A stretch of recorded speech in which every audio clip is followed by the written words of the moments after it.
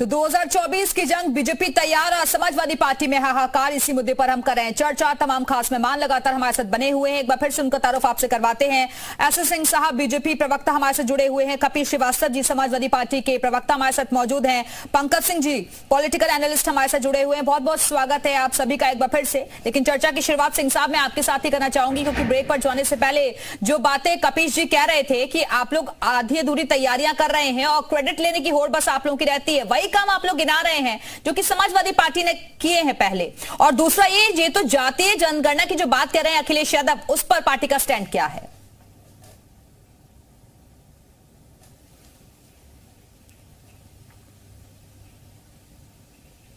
कार्य कर रहे हैं, निश्चित तौर पे कई लोगों को, जो अंधेरे में रहने वाले लोगों को उजाले से डर लगता है, उस तरह कपीस जी को दर्द होना शुरू हो गया, समाजवादी पार्टी के लोगों को दर्द होना शुरू हो गया, क्योंकि हम काशी कॉरिडोर का विकास किए, वहां के लोगों का आय बढ़ा, वहां रोजगार बढ़ा, जो इनको पसंद नहीं आता था। अलीगढ़ में जहां पे ये गाड़ी कटवाने का कार्य करते थे, वहां हम डिफेंस कॉरिडोर बना दिए। जहां पे ये महिलाओं के साथ दुष्कर्म की घटना को अंजाम देने का कार्य करते थे, वहां से रैपिड रेल का कार्य शुरू हो गया। निश्चित तौर पे ऐसे कार्य बहुत दर्द देंगे, समाजवादी पार्टी के लोगों को बहुत दर्द देने वाला कार्य है जो भारतीय जनता पार्टी आज कर रही है।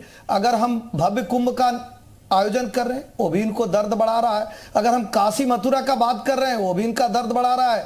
अगर हम बड़े बड़े सड़कों का निर्माण कर रहे हैं, वो भी इनका दर्द बढ़ा रहा है। हमको इनके दर्द पे नहीं जाना है, क्योंकि ये विपक्षी है। हम जनता के बीच में दिव्या जी जाएंगे, और 2017 में गए थे, 2022 के चुनाव में गए थे, जनता ने आशीर्वाद दिया। अब मैं एक तरफ से शुरू कराता हूं। दिव्या जी देखिए, जहां के कपिल श्रीवास्तव जी रहने वाले हैं, बहुत दिनों से खाद का कारखाना बंद था। किसकी सरकार? झोली में भारतीय जनता पार्टी की सरकार में चला। लेकर के कौन बोलेगा? अभी यही बोल देंगे। इनकी समय अब सुनिए, अब तकलीफ देख रही है, देखिए तकलीफ कितना हो गया। अब चले जाइए, अमूल की फैक्ट्री किसके समय में शुरू हुआ? बनारस में। इनके समय में 14 चीनी मिलें बंद हो गई थी, हमारे समय में 4 चीनी। आपकी आवाज बंद नहीं है, 20 चीनी मिलों के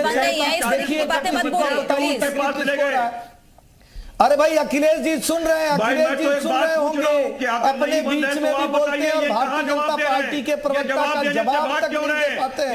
भारतीय जनता पार्टी का प्रवक्ता पूछता है मऊ मुजफ्फरनगर के दंगे क्यों हुए, क्यों तुष्टीकरण की राजनीति करते थे, क्यों महिलाओं का अपहरण होता था, क्यों 365 दिन कर्फ्यू लगा रहता था, क्यों 80 में से 70 एसडीएम के निकलते थे, एक ही धर्म जात के लोग हो जाते थे। लोग 2014 से भारतीय सम्मान क्यों परिवार के लिए होता था? जनता के लिए आपने क्या किया? जनता के लिए अगर आप काम करते,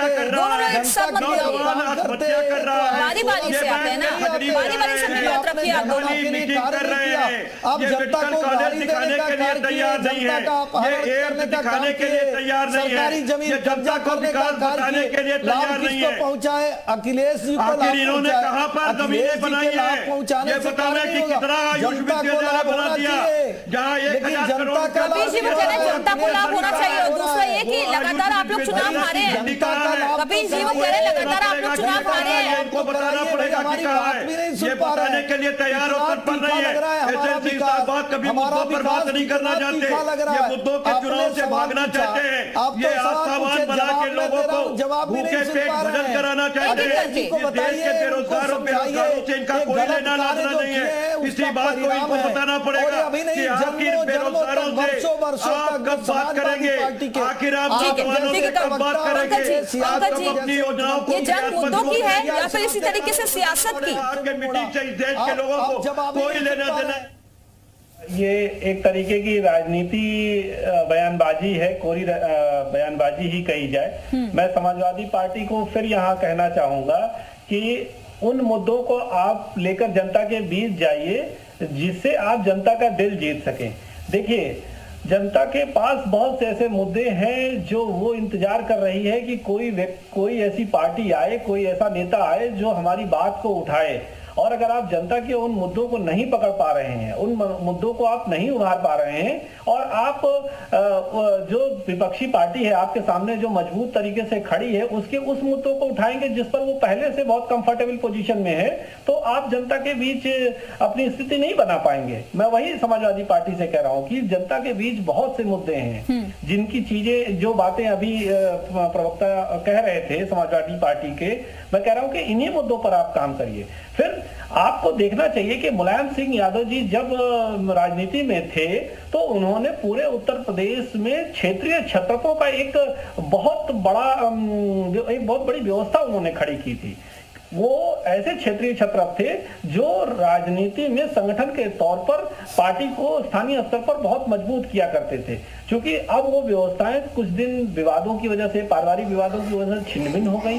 तो इन सब चीजों पर समाजवादी पार्टी को काम करना चाहिए, न कि भाजपा को उस मुद्दे पर घेरिए जहां भाजपा मजबूत स्थिति में है। तो मैं यही बात समाजवादी पार्टी के प्रवक्ता से कहना चाह रहा था। कपीश जी जवाब दीजिए। आप अपनी ओर विशेष ध्यान दीजिए। देखिए ये पंकज जी स्वयं भारतीय जनता पार्टी के नेता हैं और ये विश्लेषक बन करके बैठे हैं, उनके पक्ष में ही बोलेंगे। ये दुनिया को पता है। कपिल श्रीवास्तव भाई ये तो पूछ ही नहीं पा रहे हैं कि 2 मेडिकल कॉलेज हमारे राष्ट्रीय अध्यक्ष जी पूछ रहे हैं, ये बता दें कि कहाँ है। पंकज जी शुद्ध रूप से भारतीय जनता पार्टी के कार्यकर्ता और नेता हैं, प्रवक्ता और भाजपा के बैठ चुके हैं। आज महिलाओं का अपहरण क्यों नहीं हो रहा है? आज अराजकता क्यों नहीं फैल रहा है? आज मथुरा जैसा कांड क्यों नहीं हो रहा है? मऊ वाले दंगे क्यों नहीं हो रहे हैं? उनके संगठन क्यों बड़े-बड़े बुलडोजर चल रहे हैं? कहाँ गए आपके अपराधी? कहाँ गए अपराधी भैया? अपराधी कहाँ चले गए आपके? एक सिंह साहब आते हैं आपके पास, आते हैं। एक बार कपिश जी बोल रहे हैं, आ रही हूं मैं आपके पास। प्रदेश की जनता को तो विकास चाहिए। मुझे बताइए, ये बतावे कि 2 मेडिकल कॉलेज कहाँ है जो भारतीय जनता पार्टी ने बनाया है? तो ये बताने के लिए तैयार नहीं है कि 2 मेडिकल कॉलेज कहाँ है। सरकार से पूछिए कि अगर आपने नीतियां किया है, अगर आपने भौतिक रूप से वाकई विकास किया है, तो पंकज सिंह इनसे पूछिए कि वो भौतिक विकास कहाँ है। अरे आपको मीटिंग नहीं करनी पड़ती, आपको पन्ना प्रमुख से लाइन प्रमुख नहीं बनाना पड़ता, आपको फर्जी झूठी जंग नहीं लड़नी पड़ती, आपको अपने ही नेताओं को राजनीतिक विश्लेषक बना के पंकज सिंह की राह बैठाना नहीं पड़ता। तो ये सारी चीजें हैं, इनसे आप पूछ नहीं पाएंगे क्योंकि आपको मुझ पर प्रश्न खड़ा करना, आप तो अनड्यू इन्फ्लुएंस हैं, आप ना कहीं अंशम्य के सर से ग्रसित हैं। विपक्ष से सवाल पूछिए जिसको देश के लिए नीति नहीं बनानी है, न क्रियान्वयन करना है। हम तो जनता को आईना दिखाने के लिए बैठे, इनके विकास का आईना दिखा रहा है कि 2 मेडिकल कॉलेज इन्होंने नहीं बनवाए। जिसने 20-20 मेडिकल कॉलेज की बात की, 2 मेडिकल कॉलेज का सर्वे जी न्यूज को करा दे, हम भी चलने के लिए। कपिश श्रीवास्तव, कपिश जी अभी सुना ना आपने पंकज जी को।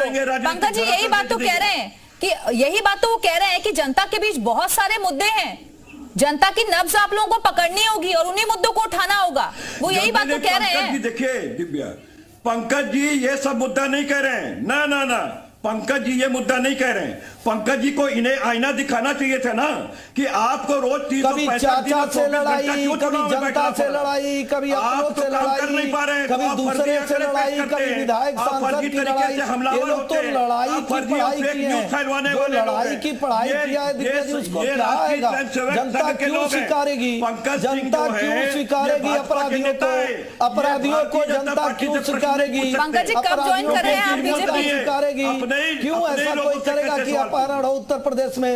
अपराधियों को जनता क्यों स्वीकारेगी? कब ज्वाइन कर रहे हैं? प्रदेश की जनता अपराधियों को नहीं स्वीकारने वाली है। 1000 करोड़ की लागत से बनने वाला पार्टी को जनता नहीं स्वीकारने वाली है। अपराध करिए, अपराध करिए, क्यों नहीं इस सरकार में अपराध कर ले रहे हैं? कहाँ गए आपके अपराधी भाई? अरे एक साथ आप दोनों बोलेंगे लगातार तो कुछ समझ नहीं आएगा। जो जमीन सरकारी है, बारी से हमारी है, सरकारी जमीन पे क्यों नहीं कब्जा कर रहे हैं? कहाँ गए आपके कब्जा करने वाले अखिलेश भैया के दो? स्मार्ट मीटर कहाँ गए भैया प्रवक्ता जी? ज्ञान घोटाला करेगी, आप अपराध नहीं करते तो प्रदेश की जनता आपको मानती। आप आतंकवादियों का साथ नहीं दिया होते तो प्रदेश की जनता आपको मानती। एक साथ बोलेंगे तो कुछ समझ नहीं आएगा, बारी से सबको मौका मिलेगा ना।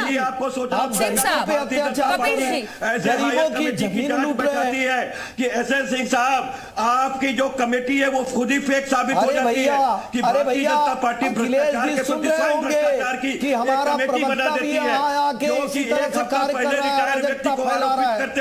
अराजकता फैलाने वाले पार्टी के प्रवक्ता, अराजकता फैलाने वाले पार्टी के प्रवक्ता हैदराबाद